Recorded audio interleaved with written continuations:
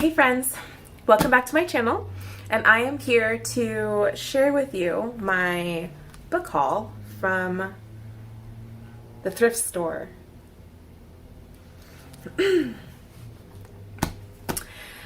So I went to the thrift store with my friend a couple of days ago, and we went a little overboard. We went to two different thrift stores, got a bunch of new fall time sweaters. One of them is I'm wearing today. It's very cozy. And I also got a bunch of books that I wanted to share with you guys. So without further ado, here we go. The first book that I got is The Green Glass House by Kate Milford. This book has been on my list for a while. I've seen it at the bookstore when I worked there a few years ago, but I haven't really heard very many people talk about it. I've heard a little bit of mixed reviews. I know at least one person who didn't really like it, but I love the cover. Let's be honest, it's mostly a cover buy, and it reminded me of Polarthon, so I was thinking that it would be a great middle grade to tackle once winter hits and we get into the Polarthon reading the Polarthon match the So this book is, it says it's winter time at the Green Glass House. I hate when they put the stickers over the words and then you can't read them. It's not helpful, people. It's really not helpful. Okay. The creaky Smuggler's Inn is always quiet during this season, and 12-year-old Milo, the innkeeper's adopted son, plans to spend his holidays relaxing. But on the first icy night of vacation, out of nowhere, the guest bell rings, then rings again and again. Soon, Milo's house is bursting with odd, secretive guests, each one bearing a strange story that is somehow connected to the rambling house.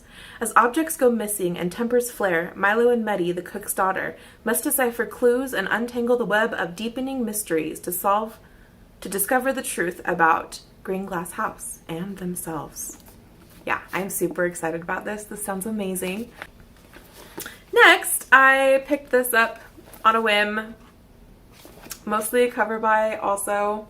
This book is called The Cat and the Curmudgeon. This is, I think, the second book in a series, but they didn't have the first one, so I got it anyway because let's be honest, I'm a crazy cat lady, and anything with cats is gonna grab my attention. This is a Christmas time cozy story with cats and a curmudgeon.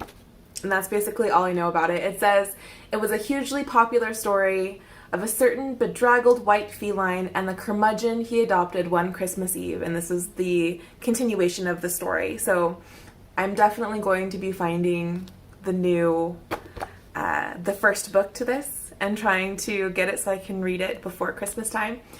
But yeah, it just seems like a cozy Christmas time story, and I am excited to see what it's like. Next, I bought this book called Cassandra and Jane, a Jane Austen novel. And look at that beautiful cover art. It's so beautiful. This book is by Jill Pitt-Keithley. And it is about the Austen sisters. So it's about Jane and her sister. They were beloved sisters and the best of friends, but Jane and Cassandra Austen suffered the same fate as many of the women of their era. Forced to spend their lives dependent on relatives, both financially and emotionally, the sisters spend their time together trading secrets, challenging each other's opinions, and rehearsing in myriad other ways the domestic dramas that Jane would later bring to fruition in her popular novels. Upon Jane's death, Cassandra deliberately destroyed her personal letters, thereby closing the door to the private life of the renowned novelist until now. And Cassandra and Jane author Jill Pitt-Keithley ingeniously reimagines the unique and intimate relationship between two extraordinary siblings, reintroducing the readers to one of the most intriguing figures in the world of literature as seen through the eyes of the one person who knew her best. This looks beautiful. I am a huge Jane Austen fan. I have read all of her books and watched all of the movies and love to read adaptations of this story, and it's rare that you see books that are based on Jane Austen's life versus the lives of her characters. So I'm very excited for this, and I hope that I like it. The next book is The Lost Coast. I saw this at the thrift store. It looks like it is a library copy, but it has been crossed out, so I think they did donate it. So I don't feel too bad. But this is a beautiful copy of this book. This is The Lost Coast by Amy Rose Capetta. I read this year. I think I read it in June for the Whatever-a-thon. And for Pride, I absolutely loved this book. It was so atmospheric. It's set in the redwoods in California, and there's a group of girls who practice witchcraft, and one of them goes missing essentially, and they're trying to find her and bring her back. And it is creepy and atmospheric and wonderful and queer and all of the beautiful things. I absolutely adored this book. I gave it a 5-star rating, and I had to own it. I read it on an ebook when I had it, so as soon as I saw this, I was like, ah, I had to make it mine.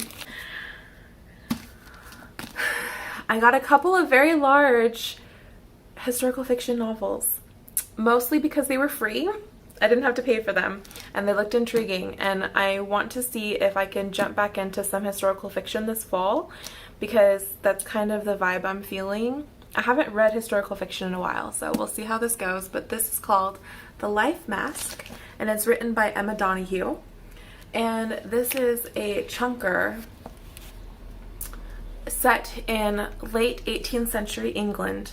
The Honorable Mrs. Anne Damer is a young widow of eccentric tastes, the only female sculptor of her time. I love anything with art. I'm super excited. The Earl of Derby, inventor of the horse race that bears his name, is the richest man in the House of Lords and the ugliest. Miss Eliza Farren, born a nobody, now reigns as Queen of Comedy at Drury Lane Theatre. Just the description of those three characters was enough to catch me. They are eccentric, they are interesting, they are people that I've never read about before. So, this is going on my TBR sometime soon, hopefully. Hopefully I'll read it this fall. And last but not least, I got this beautiful paperback of The Tea Rose, and this is by Jennifer Donnelly. I had never heard of it before, but I picked it up mostly because of the title and the cover. That's what you do. It's another historical fiction, and it says it's set in East London, 1888. A place of shadow and light where thieves, whores, and dreamers mingle, where children play in the cobbled streets by day and a killer stalks at night. So I'm thinking this is a, what's his name? Jack the Ripper tale, which I've always been intrigued by. Like, I know it's kind of dark, but I like reading retellings of Jack the Ripper. What can I say? Here by the whispering waters of the Thames, Fiona Finnegan, a worker in a tea factory, come on, hopes to own a shop one day together with her lifelong love, Joe Bristow, a costermonger's son. No idea what a costermonger is, but we'll find out. With nothing but their faith in each other to spur them on, Fiona and Joe struggle, save, and sacrifice to achieve their dreams. But Fiona's life is shattered when the actions of a dark and brutal man take from her nearly everything and everyone she holds dear. So I am very intrigued by this. It has tea, it has murder, it has mystery, it has 17th century London, which is my favorite time to read about. So yeah, I'm hoping that this is amazing. That was my little mini book haul for my thrift store shopping. I hope you guys enjoyed it. Let me know below if you guys have either read those books, or if you want to read them, or if you hated them. Please let me know. If you like this video, please remember to like it and subscribe to my channel, and I will see you guys next time. Take care.